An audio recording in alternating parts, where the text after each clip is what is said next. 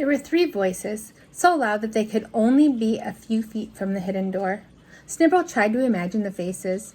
One voice was thin and whiny, already raised in complaint. "Another 100? But if you took 50 only a few days ago." "And now we need another 100, said a soft voice that made Snibble's scalp prickle. "I advise you to sign the paper, Your Majesty, and my guards will gather tonight, this 100, and be gone. They will not be slaves, just assistants." "I don't know why you don't just take them," said the first voice sulkingly. "But you are the king," said the second voice. "It must be right. If the king says so, everything signed and proper." Snibble thought he could hear Bane grinning in the darkness. "But no one ever comes back," said the first voice. The third voice was like a rumble. "They like it so much in our lands, we just cannot persuade them to return," it said. "I don't believe you," said the first voice. "That does not really matter," said the second voice. "Sign." "No, I will not. I am king." "And you will think that I, who made you king, can't unmake you," said the second voice. "Your Majesty," it added. "I'll report you to Gornalish. I'll tell on you," said the first voice. But he did not sound very confident. "Gornalish, you think they care what's going on here?" Second voice purred. "Sign, or perhaps Gorash there can find some other use for your hands." "Yeah," said the third voice. "A necklace." Berkando turned to face the others, while the voices on the other side of the door alternated, threatening and whining. "That's my brother," he said. "Such as he is. Here's a plan. We rush in and we kill as many moles as possible." "You think that's a clever plan?" said Bane. "Sounds sensible to me," said Glurk. "But there's hundreds in the city, aren't there?" said Bane. "My people will rise up and overthrow them," hissed Berkando. "Have they got any weapons then?" said Bane.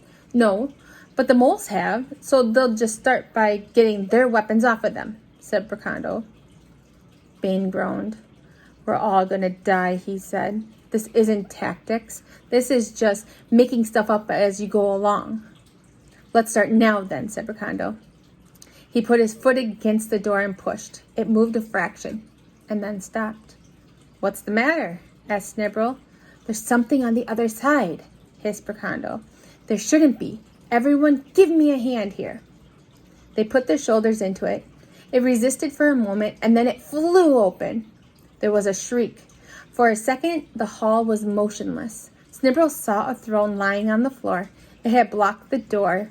Now it lay halfway down the steps, and a thin Deafamine was struggling underneath it, making pathetic little noises. Beyond it, 2 moles were standing, staring at the open doorway. One was big, wide shoulders, with a pale face, almost hidden in the leather helmet. He held a coiled whip in one great paw. Voice 3, Snibble thought. He even looked as though he could be called Gorash. Beside him stood a thin mole wearing a long black cloak and grinning like a wolf that had just had dinner. Voice 2, said Snibble to himself. He looks like he ought to have a name with a lot of S's in it. Something you can hiss. Both groups stared at one another for a second. The Berkando whirled forward like an enraged chicken, waving his sword. The thin mole leaped backwards and drew his sword with a disheartening swiftness. Gorash uncurled his whip, but found that Bane was suddenly between him and the king. The Mudrungs watched. They seemed to be 2 ways of sword fighting. Berkando went at it like a windmill, pushing the enemy back by sheer effort. Bane fought quietly, like some kind of machine. Stamp, thrust, parry, tick, tock, tick.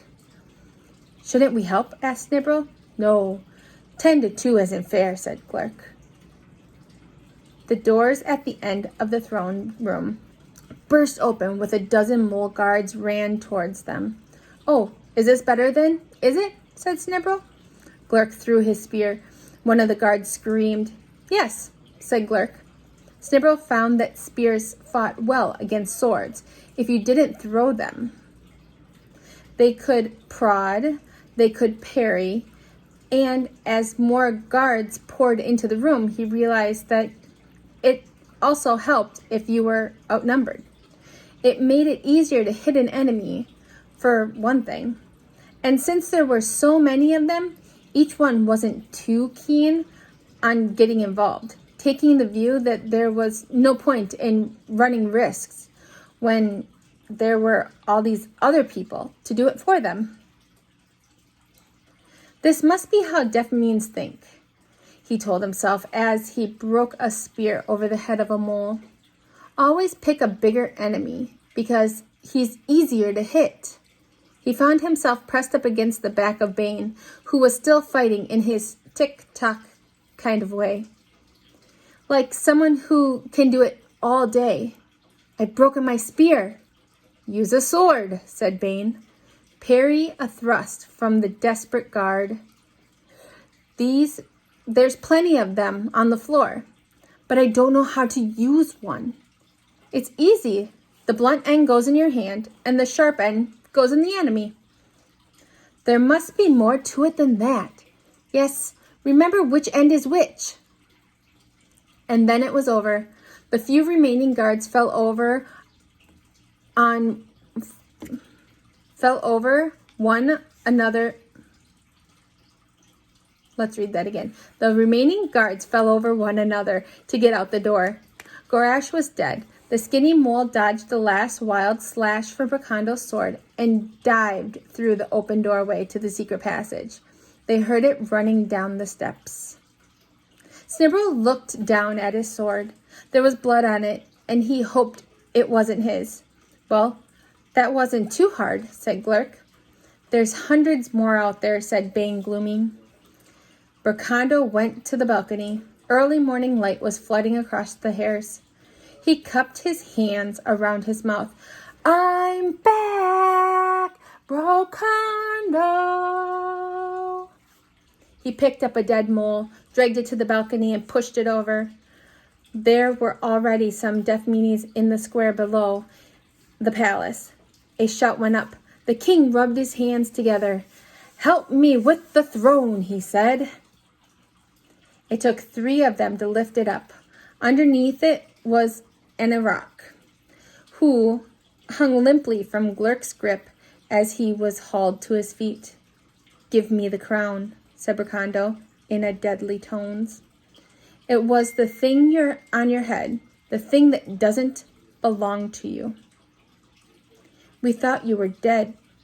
You look overjoyed to see me back, said Bracondo. His expression was terrible.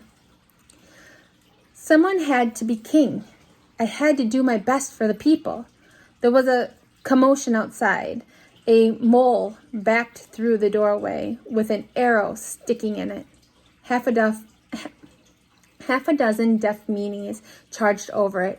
They hardly glanced at Bracondo, but bore down with grim determination on Anarok, who was snatched from Glurk's grasp and hustled towards the balcony. You can't let them do that, said Snibble.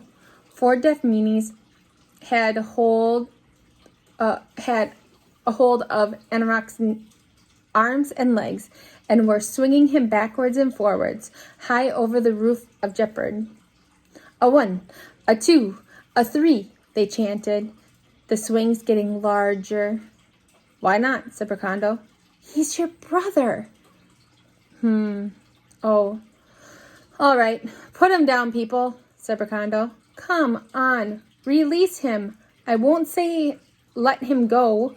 You might get the wrong idea. I can't have you subjects throwing my family over the balcony. What would that ever do? Good, said Snibble. I'll do it myself. No! It was a chorus. Everyone joined in, especially Anarok, who joined in even more than anyone else. Just joking, said Bracondo, who didn't look Blast all this. Behold to other people. You'll get me feeling guilty now for throwing traitors off the rocks now. It's a royal tradition. All right then. He can go. Anarok fell onto his hands and knees. You can't do that. They'll kill me. All those people whose relatives you sold to the moles, said Bracando. Dear me. Of course, if you can follow your friend. He waved towards the passage door, and Rock looked horrified. But Gormalish went down there, he wailed. Was that his name? Right sort of name, said Bracando.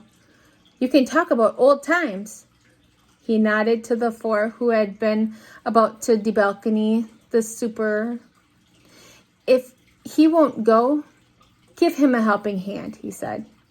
The deaf meanies advanced to Anarok with murder in their eyes.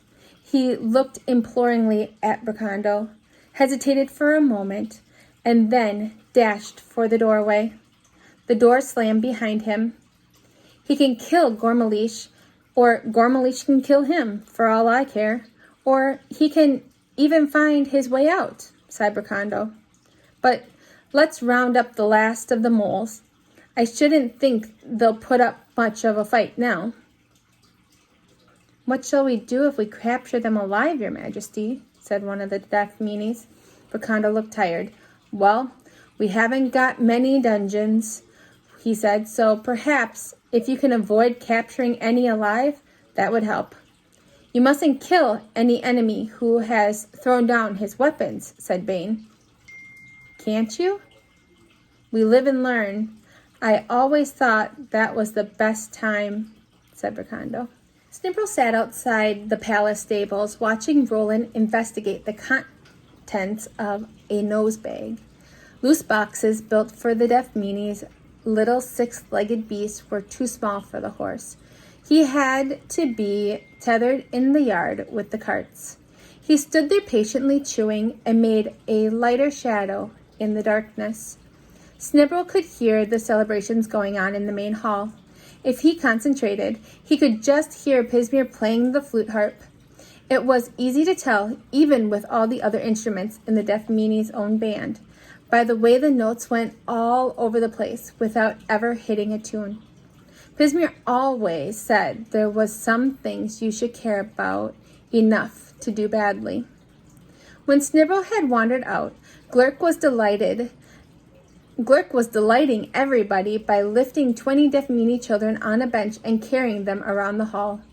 The log fires roared, and the plates were emptied and refilled again, and nobody thought of the dark hairs outside sighing in the night wind, or the little band of deaf meanies who were hunting down the last of the moles. Snibble rubbed his head. It had begun aching again, and Pismir's music hadn't helped at all. He patted Roland and looked out over the city to the deep blue night in the hairs beyond. Well, here we are, said Snibble. I can't even remember which direction our old village lies in. Bracando says we can stay here as long as we like. Forever even. Safe and sound. He says he can always do with a few tall people around the place. But Bane says he's going to wear tomorrow, just in case. And my ears hurt. It's a big carpet, he thought. Bracando and Bane are both likable, but they look at the world from opposite ends. Look at the Doomy. Half of the time you see why the deaf meanies don't like them. They are so fair about things in an imaginative way. And in their unimaginative way, fighting like tic-tac men, they built a huge empire. And Bane hates the idea of kings, but the deaf meanies fight as if they enjoy it and make up life as they go along. And they'll do anything for their king. You can't expect them to get along with each other. Roland shifted uneasily. Snibble raised his head and heard the night breeze die away. The hairs were silent. He felt a prickling sensation on his feet. The headache felt like a fire. Now the silent carpet seemed to be waiting. Roland neighed, tugged at his tether. In the stables, the ponies were kicking their stalls. Dogs barked down in the city. Snibble remembered this feeling, but he thought, not here. Surely, where it was all so safe. Yes, he told himself, even here. Frey can be anywhere. He turned up and ran up the steps into the palace. Frey, he shouted. In the din, no one heard. One or two people waved cheerily at him. He bounded over to the band and snatched a trumpet from the startled Deaf Meanie. He didn't know how to play one, but he played it very badly, loudly, and that was enough to get something approaching silence. Can't you feel it? Frey is coming, he shouted. Coming here, said Pismire. Can't you feel it? Can't you feel it? Snibble was desperate with impatience and pain. They were looking at him as if he were mad. Get to the cart, snapped Pismire. I can't feel anything, said Brakando. Anyway, Jeopardy's safe. From any end, Pismire pointed upward. There was a big candle chandelier hanging from the ceiling, and they had begun to swing very gently. Kings take some time to grasp an idea, but once they've got a hold, they don't let go.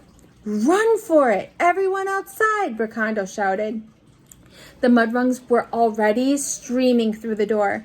Tables were overturned as people scurried from the hall, grabbing their children as they ran.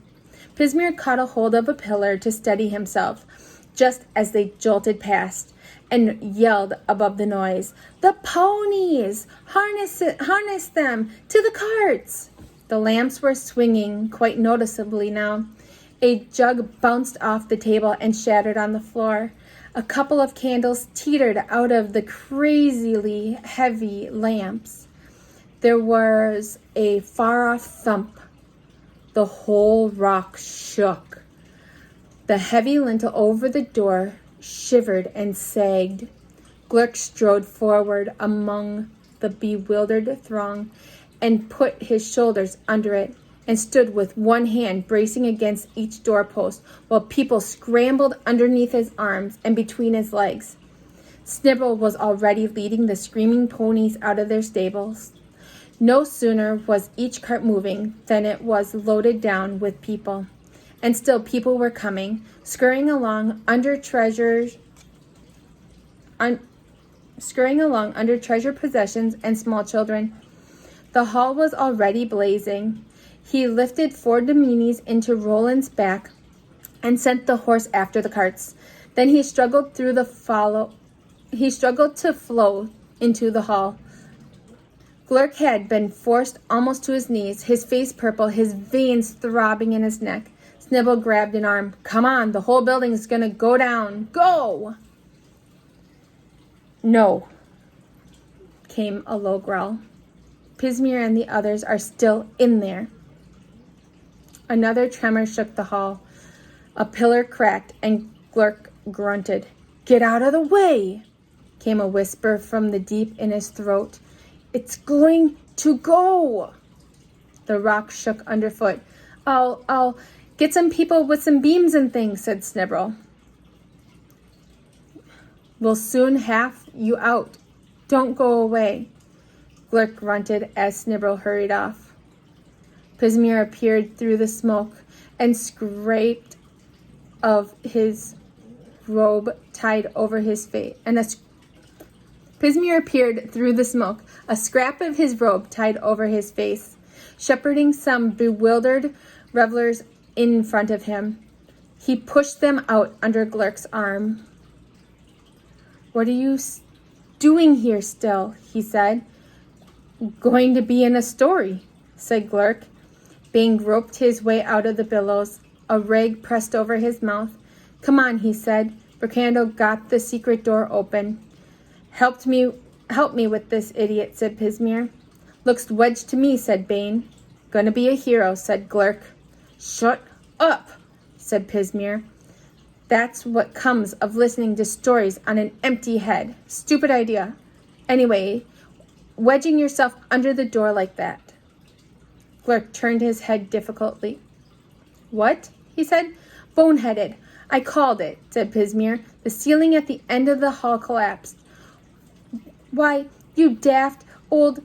Glurk began. He rose on one knee and then both, and then slowly raised the beam above his head, when he stepped forward and waved a finger under Pismire's nose. I saved a lot, he began. Then he toppled over. Right, it worked. Grab him, said Pismire, the wall falling in. They took an arm each and stumbled out of the way as the lintel thudded into the floor, splitting it. Pismire squinted at the roof. Quickly! Bercando was standing by the door into the stairway. Come on! Glurk started to cough. Pismire pushed a rag to his hand. And put this over your mouth and nose, he said. Damp cloth. Helps with smoke. Important safety information. Tastes of wine, said Glurk thickly, as they half pushed, half carried him through the doorway. Only thing there was, said Pismire. Now, down! The whole roof fell in. They ran down the steps, carrying Glurk between them like a battering ram. The roaring died away, and all that could be heard was thudding of their feet on the stone. Now, not out of the hairs yet, panted Bercando. What? Mean? Puffed Pismire. No torches. Pismire only had enough breath left to grunt. Ugh. They piled into the door at the bottom of the steps and lay panting in the blackness. Well, there's no going back up, became Bercando's voice. The door's under a mound of rubble now. Do you think you can find the way out of the statue in the dark? Said Bane. That was the first time I'd ever been down here, wailed Bercando. But there must be other entrances, said Pismire. He thought of a deep crevice and windy caves of Underlay, and the stories of creatures that dwelt down there. Of course, he hadn't believed in them. He told them because the handling on of an oral mythology was very important to developing culture, because he didn't believe in supernatural monsters. He shivered. He hoped they didn't believe in him. In the darkness, he heard the creak of the floor. The creak went all the way to the door. If we keep together and test every step, we should be safe, came Bercando's unsteady voice. There's 4 of us. What would dare attack us? A lot of things. Apart from them, Glurk got heavier and heavier as the hours passed. They edged along narrow paths in the dark and dragged him through what felt, to judge by the change in the air, to be a large cave. They carried him head first and feet first, sometimes propping him up against a hairroot while they inched hand in hand along strange paths. They scrambled among thick roots and crept around holes so deep that the warm wind rushed up from them. Eventually they sat down for a rest. They were walking endlessly. It wasn't as if they were getting anywhere. What's below Underlay? Asked Bercando. The floor, said Pismire's voice out of the darkness. What's below that? Nothing. Something has to be below everything else.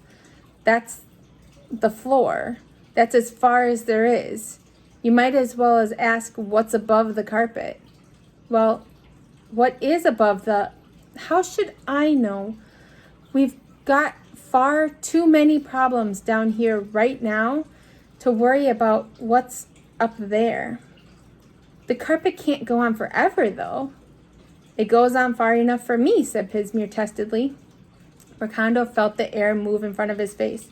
It was strange, talking to people when everything was completely black. For all he knew, they could be sitting right on the edge of another hole. Everything had to be done by feel. Pismir, he said, what now? What about moles? Do they come down here? It's your tunnel. You should know. I can't imagine why they'd want to, though. I shouldn't think they'd like it any more than we do. Correct. There was a silence.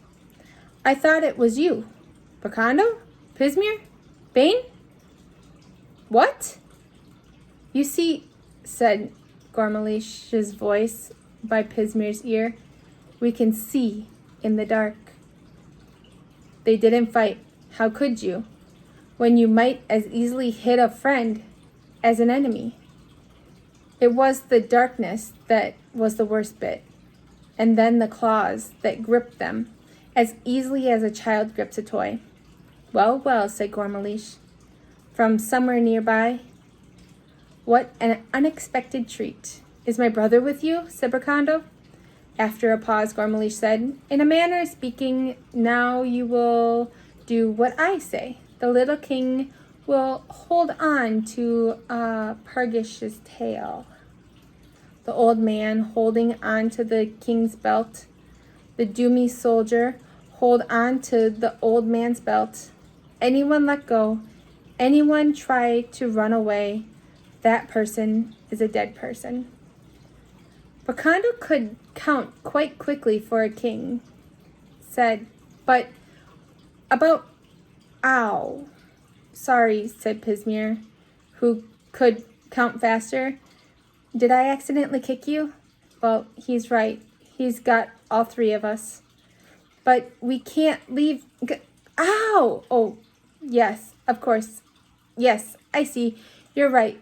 Bracando's voice suddenly took on the kind of excited tone that would have made anyone smell a rat who didn't already smell like a mole. All three of us. Yes, you definitely got all three of us.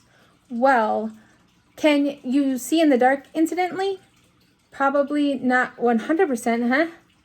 Oh no, Pismir thought. How can they not get suspicious after that? Ow, said Gormalish. Mole scum, said Bane. When I get out, I'll... There was a sound of a slap in the darkness. When you get out, said Gormalish, you will do exactly as I say. Bring them along. Well done, thought Pismir. Bane can count fast as well. They were marched in shuffling, single file, for quite a short time. They must have been close to a way up to the surface. Pismir felt his hand guided to the ladder. We're going up and out, he thought. If Glurk wakes up, how will he know? He climbed a few steps and then let himself drop again. Ow, my leg, ow! The noise echoed around the caves of Underlay. What's the matter with your leg, old man? Said Gormalish. Nothing, said Pismir, and climbed back up the ladder. And if Glurk hasn't heard that, we're done for. It was already night on the surface. They climbed out into a clearing and a long way from Jeopard. It seemed to be the gathering place for the surviving moles from the city. The prisoners were tied up with leather thongs and thrown down by a bush. Nearby, a pack of snargs eyed them hungrily. The moles were talking in their own language, occasionally turning in to look at the prisoners. Can you understand them? Said Pismir. Very crudely, said Bane. They're taking us somewhere called Gartatus, if that means anything. That's their word for High Gateland, I think, said Pismir. Where the Vortgorns live?